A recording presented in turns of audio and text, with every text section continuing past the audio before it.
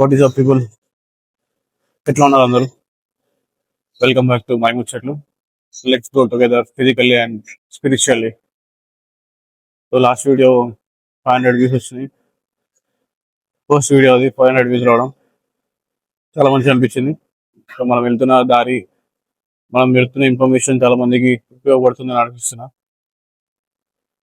So ఇవాళ waste చేయకుండా direct topic వెళ్ళిపోదాం. సో టాపిక్ వచ్చేసి పైన క్యాలెండర్ కనిపిస్తుంది కదా. సో ఈ క్యాలెండర్లో కరెక్ట్ అబ్జర్వ్ చేస్తే ఇది 1582 క్యాలెండర్. దీంట్లో అక్టోబర్ మంత్లో అక్టోబర్ 4th నుంచి డైరెక్ట్ అక్టోబర్ 15th స్కిప్ అవుతుంది. సో ఈ మధ్యలో ఉన్న 10 days స్కిప్ అయ్యి డైరెక్ట్ 15th వచ్చేస్తాను. అక్టోబర్ 4th నుంచి డైరెక్ట్ 15th వెళ్ళిపోతాం. సో ఈ క్యాలెండర్ ఎందుకు ఇట్లా మధ్యలో 10 days స్కిప్ అయింది, ఎందుకు ఈ 10 days తీసేసినారు అని మళ్ళీ మంచిగా వర్కౌట్ చేసుకుంటూ, ఇవాళ actually chest workout. So chest workout చేసుకుంటూ ఇన్ఫర్మేషన్ తెలుసుకుందాం. లాస్ట్ వరకు చూడు, మంచి ఇంట్రెస్టింగ్ ఉంటుంది. అండ్ ఇప్పటి నుంచి నువ్వు న్యూ ఇయర్ కూడా సెలబ్రేట్ చేసుకో, ఒకవేళ ఇన్ఫర్మేషన్ అనేది మొత్తం క్లియర్గా నీకు అర్థమైంది. Let's do it.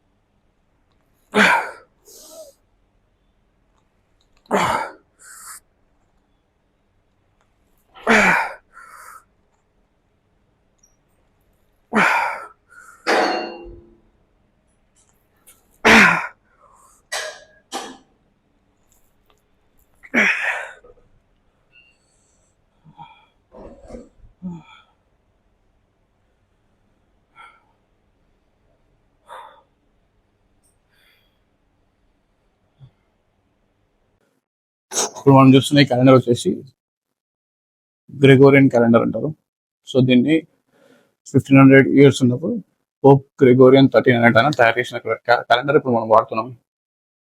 బట్ దీనికన్నా ముందు ఇంకో క్యాలెండర్ ఉంటుండే, దాని పేరు జూలియన్ క్యాలెండర్. అది జూలియన్ సీజర్ తయారు చేసిన క్యాలెండర్ అది. సో ఈ 1500 years వరకు మనం ఇప్పుడు వాడుతున్న క్యాలెండర్ వాడకపోతుండే. So there was some different calendar. So ఆ జూలియన్ క్యాలెండర్ ప్రకారం ఏంటంటే దాంట్లో ఎవ్రీ ఇయర్ మనకి 365.25 days ఉంటుంది.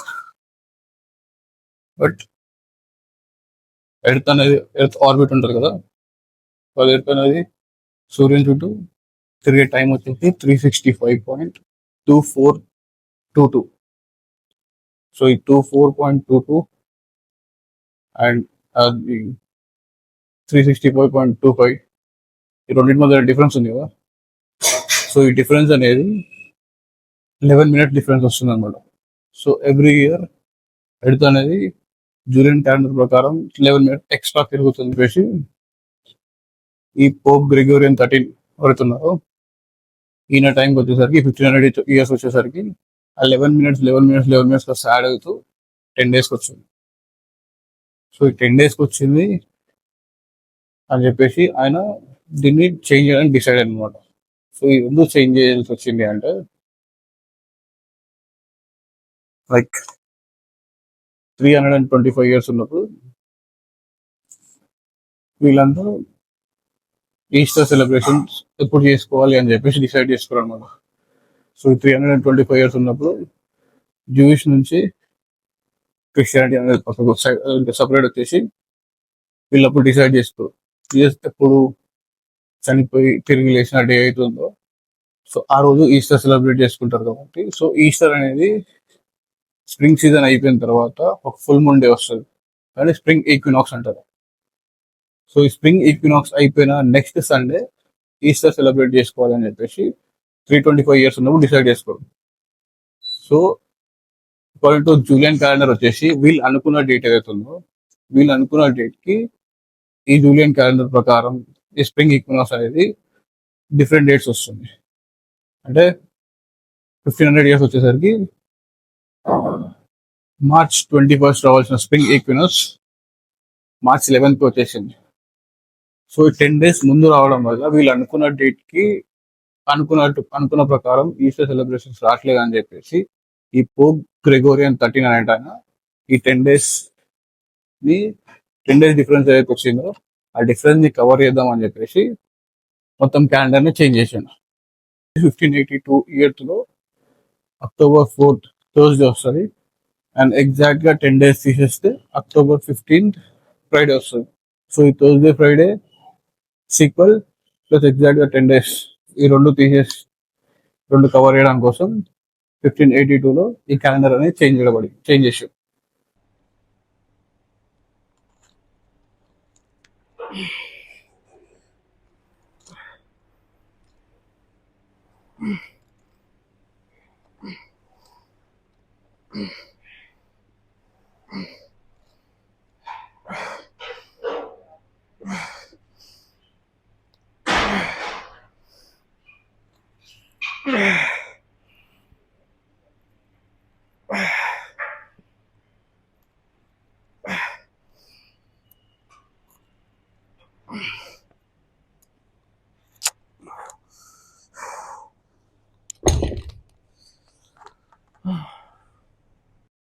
ఇప్పుడు పోప్ గ్రెగోరియన్ ఆయన చేంజ్ అయితే చేసిండు కానీ దీన్ని మొత్తం వరల్డ్ వైడ్ అనేది అందరూ యాక్సెప్ట్ చేయలేకపోవచ్చు.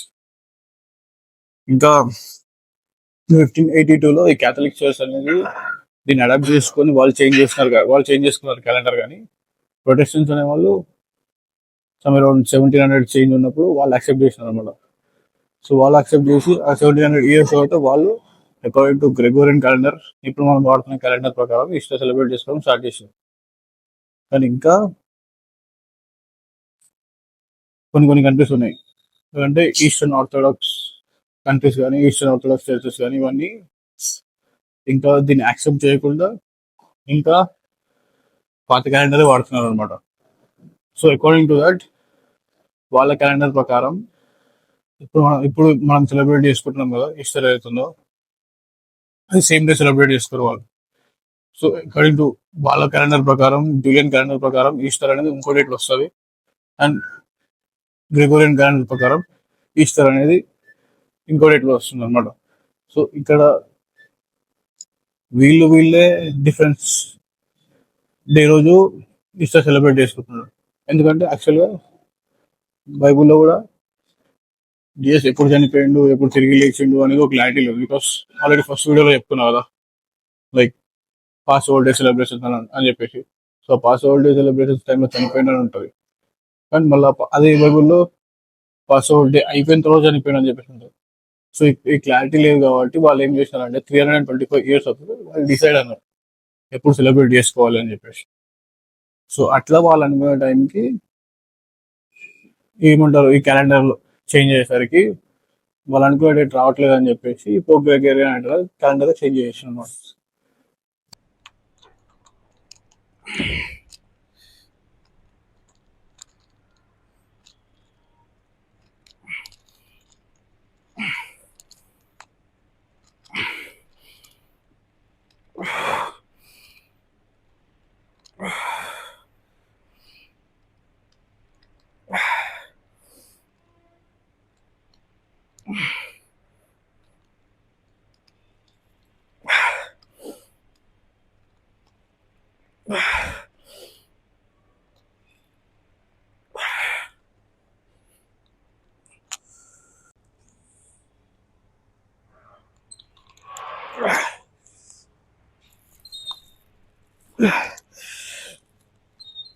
సో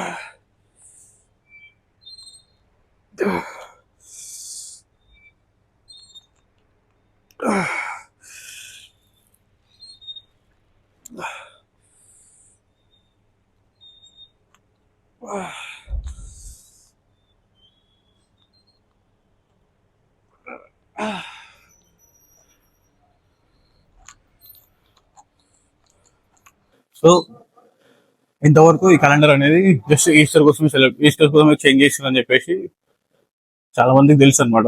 సో ఈస్టర్ ఫాలో వాళ్ళు చాలా మందికి తెలుసు. బట్ ఎవరికి తెలియని ఇంకో హిడెన్ ఎజెండా ఏంది, అది ఓన్లీ బైబుల్ ఎత్తుకుతే మాత్రమే దొరికే నిజం ఏంది అంటే, సో ఇక్కడైతే జీసస్ ఈస్టర్ సెలబ్రేట్ చేసుకుంటాం మనం అంటే క్రిస్టియన్స్. సో వాళ్ళు జీసస్ చనిపోయి తిరిగి లేచిన రోజు ఈస్టర్ అని చెప్పి సెలబ్రేట్ చేసుకుంటారు. బట్ ఇక్కడ చనిపోయిన డేట్ చేంజ్ అవుతుందని చెప్పేసి క్యాలెండర్ చేంజ్ చేశారు. కానీ ఫస్ట్ చనిపోవాలి అంటే పుట్టాలి కదా. సో పుట్టినరోజు కూడా చేంజ్ అవుతుంది కదా ఇప్పుడు క్యాలెండర్ చేంజ్ అయినప్పుడు. సో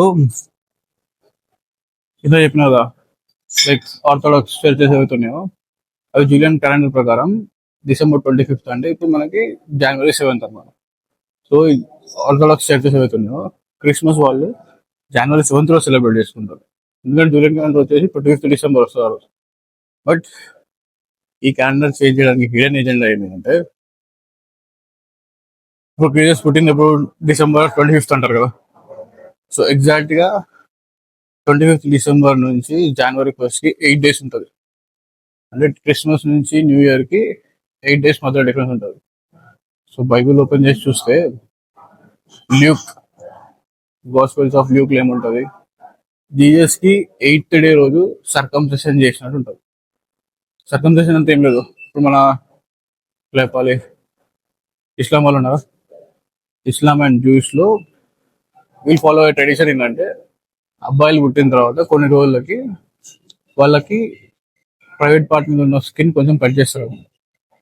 సో వాళ్ళది ఒక ఏమంటారు స్పిరిచువల్ ఈవెంట్ అన్నట్టు, లేదా ఒక డివైన్ థింగ్ అన్నట్టు వాళ్ళు దాన్ని సెలబ్రేట్ చేసుకుంటారు.